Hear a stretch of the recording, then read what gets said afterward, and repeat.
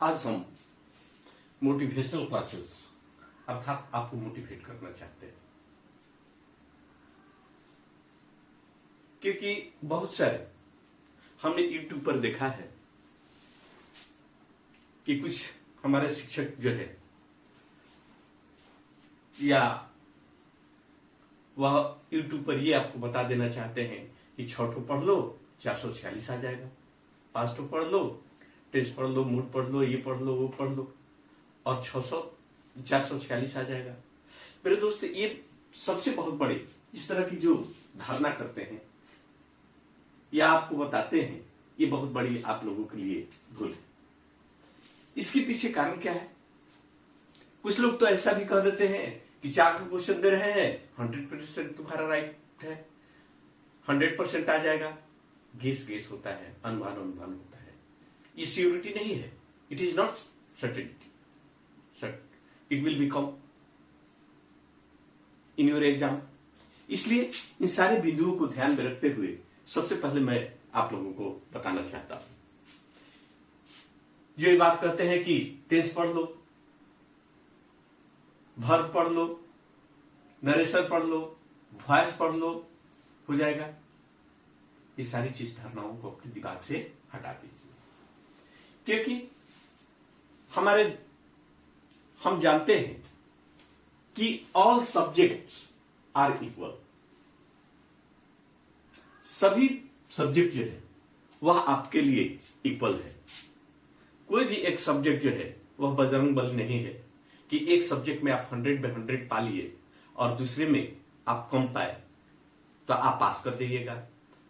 अगर किसी भी 5 सब्जेक्ट में एक सब्जेक्ट में आप फेल कर जाते हैं तो आप फेल कर जाइएगा। इसलिए मैं आपसे निवेदन करता हूं और आपको एडवाइस भी देना चाहता हूं कि आप परीक्षा की तैयारी के लिए सभी सब्जेक्ट पर ध्यान दें तो बेहतर होगा। साइंस के स्टूडेंट हैं तो वे सारे सब्जेक्ट को दे, आर्ट्स के हो तो आर्ट्स को पर ध्यान दे, कॉमर्स के हो तो कॉमर्स पर ध्यान दे। एक बात हुआ। दूसरी बात हम कहना चाहते हैं कि कहते हैं कि गेस, बहुत सारे छात्र जाते हैं, जाने के बाद कहते हैं कि सर जी हमको गेस दे दीजिए और हम पढ़ लेंगे, हम पास कर जाएंगे। मास्टर साहब क्या करते हैं, उनको 10-20 दे दिए, क्वेश्चन गेस कर दिए और क्या होता है, उसी पर लड़का जो है डिपेंड हो जाता है, निर्भर हो जाता है और अंक में क्या होता है, वह आउट भी हो जाता है, नहीं मिल पाता है तो वह क्या करता है, हाथ पर हाथ धर करके बैठ जाता है। ऐसी परिस्थिति में एक छोटी सी हमको ये बात है याद आता है, हम आपसे कहना चाहते हैं कि जिस तरह से एक छात्र या कोई व्यक्ति अगर नदी पार करना हो और वह किसी व्यक्ति से पूछता है कि भाई नदी पार करना है तो हम क्या करें, वह कहता है कि नदी के किनारे पर मात्र आपके पास घुटने भर पानी है और यहां से वहां तक घुटने भर पानी है। ठीक है, वह अनुमान लगाया क्योंकि वह नदी में प्रवेश नहीं किया था, लेकिन सिर्फ उसने अनुमान लगाया कि नदी के किनारे से लेकर के और उस पार तक घुटने भर ही पानी है, सिर्फ अनुमान लगाया। लेकिन जैसे ही आप नदी में प्रवेश करते हैं तो कोई निश्चित नहीं है कि घुटने भर ही पानी है, हो सकता है कि मान लिया कि वहां डुबाव पानी हो और वैसी परिस्थिति में आप डूब जाएंगे, दह जाएंगे, बर्बाद हो जाएंगे। इसलिए केवल गेस पर ही विश्वास कर करके चलना आपके लिए मुनासिब नहीं है, आपके लिए उचित नहीं होगा। आप थ्रोली क्यों नहीं पुस्तक को अध्ययन करते? तो हमारे स्टूडेंट जो होते हैं 2 प्रकार के होते हैं, उनका व्यू होता है। एक व्यू होता है कि ओनली व्यू टू पास, उनका केवल उद्देश्य होता है केवल पास करना। तो ये व्यक्ति जो केवल पास करने के उद्देश्य से हैं, वह गेस पर डिपेंड कर जाते हैं, वह किसी नोट पर भी डिपेंड कर जाते हैं और केवल परीक्षा देते हैं, अच्छा मार्क्स में भी पास कर जाते हैं, लेकिन only he can get certificate, he can not get knowledge. वे ज्ञान प्राप्त नहीं कर सकते और बाद में वह कभी जीवन में सक्सेस नहीं हो सकते। दूसरे का क्या होता है कि not only view a to a pass but knowledge. केवल उनका उद्देश्य होता है केवल पास करना ही नहीं है, उसके साथ साथ उनका ज्ञान का भी है। ऐसी परिस्थिति में वही जो है ये विद्यार्थी होते हैं और ये छात्र जो होते हैं इनको हम लोग परीक्षार्थी के नाम से जानते हैं। तो मैं आपसे निवेदन करूंगा कि केवल आप परीक्षार्थी न बने, बशर्ते कि इसके साथ साथ आप विद्यार्थी बने। रह गया क्वेश्चन की बात, तो चलिए 4 तो क्वेश्चन दिए, जाकर के रट गए। ठीक है भाई, आप रट गए। रटना बीमारी को आप छोड़ दीजिए, क्योंकि हमारा क्लासेज जो है, 24 इंग्लिश क्लासेज जो है, ये बात को आपको बार बार निर्देश देता है कि रटिए मत, क्योंकि रटना एक बहुत बड़ा एक बीमारी है। आप रट लिए, कुछ लाइनें आपने भूल गया, फिर आप क्या कीजिएगा? तो रटना आप बीमारी को छोड़ दीजिए और थ्रोली बुक का अध्ययन कीजिए। इसलिए मैं बार बार कहता हूं कि आप परीक्षार्थी ही मत बनिए, परीक्षार्थी के साथ साथ आप विद्यार्थी भी बने, ज्ञान का भी अर्जन करें। इसलिए मैं यही चाहूंगा कि आप अच्छे ढंग से तैयारी करें, क्योंकि आपकी परीक्षा जो है नजदीक आ चुका है।